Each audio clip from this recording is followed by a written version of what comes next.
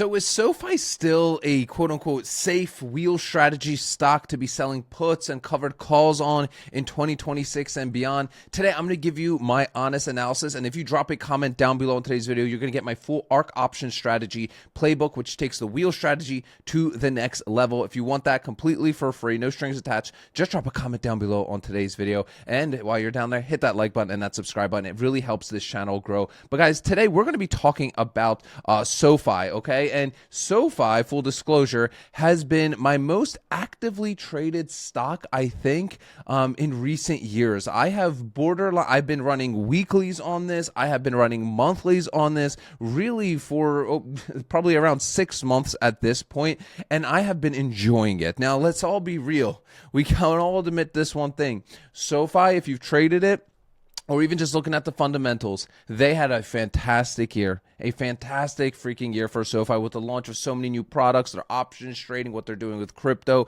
their sales funnels, their marketing is absolutely incredible. It's what draws me near as a marketer myself to see what they're doing, how they upsell their customers, cross-sell their customers with different products once they're in their ecosystem. I love it. I'm so bullish on SoFi, but does it still make sense for running, the quote-unquote wheel strategy? I'm going to show you guys another strategy I've been deploying on SoFi here as well. But taking a look over the past year, just here in SoFi, I mean, we love to see it, right? I mean, we had some incredible gains, right, across the board. I mean, we've had some, scary moments, some dips here and there as expected. That's just part of the game. But overall, right, as an option seller, it has been a fantastic year for selling options because of the increased volatility that we see with SoFi. You can see the aggressive bounces that we constantly see on SoFi. We're able to get into some cash secured puts, quite literally a couple days later, get out, right, get back in, get out, and really just ride this wave up. Now, the argument is, Pete, well, if you just bought at 14 here, right, if you just bought last year at $14 and you just held it to today, you would have made just $11 extra per share.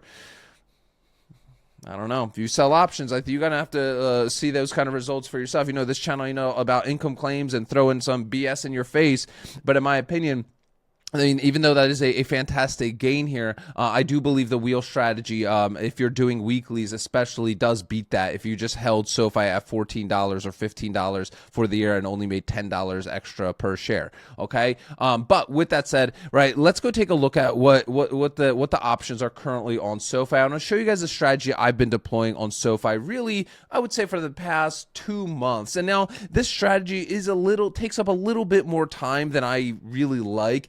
And that's why SoFi is really the only stock that I do this on at the moment. I primarily stick to monthlies because I got a lot of stuff going on with business and work and faith, family, fitness. I have a lot of other things that I like to be doing, plus our community here, right? So usually SoFi is the only one that I'm really actively trading weeklies on.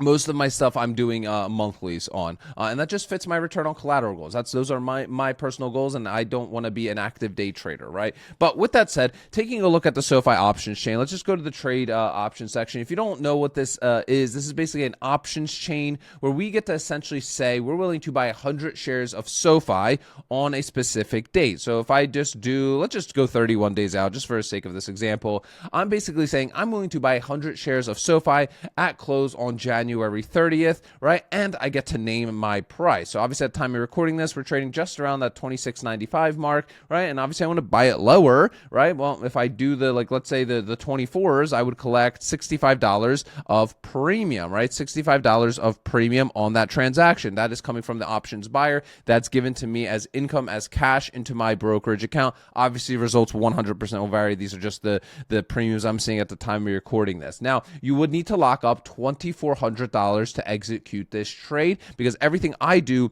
primarily is cash secured and covered. I don't do any sketchy buying option strategies here, guys. I've lost way too much money. Give me the amens in the comments if you have as well. The reason I love the wheel strategy and the Ark option strategy is because it's boring as all hell. It is so boring, and the reason a lot of people fail at running it is because they get bored with it, right? But that's the thing. If you can continue this for long periods of time, you really create a snowball effect. But with that said, let's go take a look at what our return actually would look like on a trade like this. So we're collecting $65 of premium. We're locking up, what, $2,400? We said the $2,400 strike. We're getting just under a 3% return on our collateral. That is insane, and this is expected with a volatile stock like SoFi. And that's why I love it so much, right? Usually I'm not into these like high flyer 3% returners, right? This is high risk, right? And what does that mean? What is the big risk? Well, I could get assigned here, right? If I get assigned, let's say on the 30th, SoFi is trading at 23, 22, 20. I'm assigned at 24, and I'm buying a stock at a price that is higher than it's currently trading for.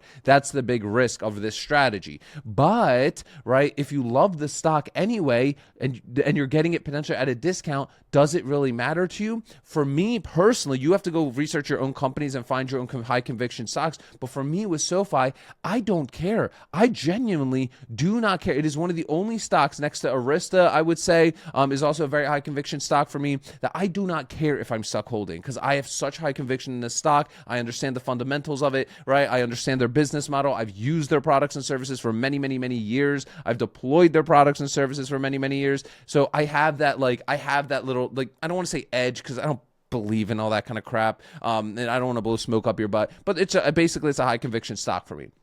So how do I calculate this?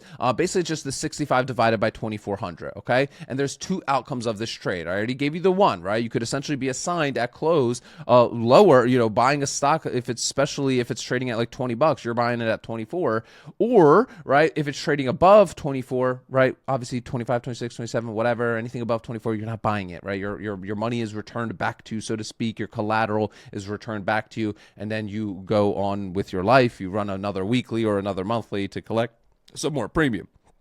Now, why would we do a monthly versus a weekly? Well, here's the thing. I'm going to show you guys what I've been liking to do. I'll just go out the closest thing I could see to a week. I'll just go 10 days out. Now, obviously, we're in a very low volatility environment right now, but you'll get my point here, right? So what I've been doing is I've been selling calls and puts for the same expiration date, right? So basically what I do is I'll go a couple strikes down. I'll usually play at like that 30-ish delta.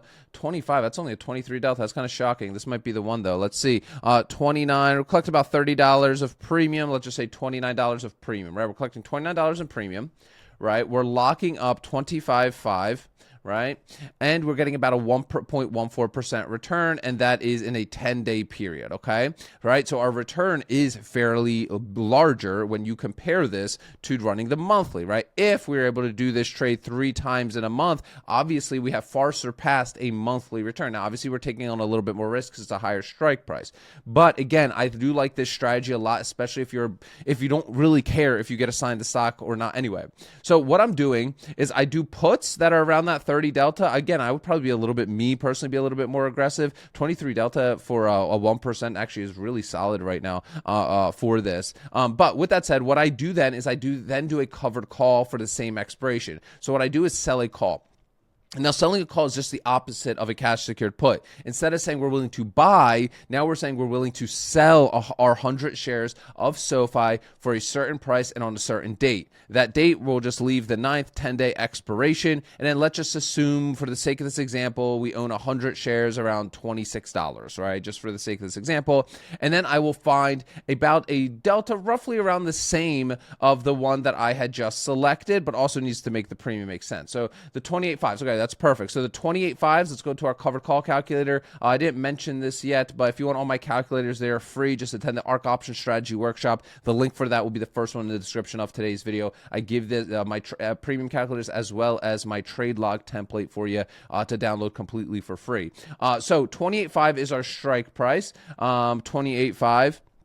We're collecting, how much premium did we say here? We're collecting, let's see what the bid-ask spread is. Okay, we'll just say $27 of premium on this trade on the covered call side, right?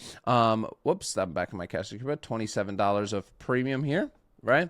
And our purchase strike price, we said, is around current market value, so we'll just say $26, right? And then we're getting a premium return of about 1% in that 10-day span.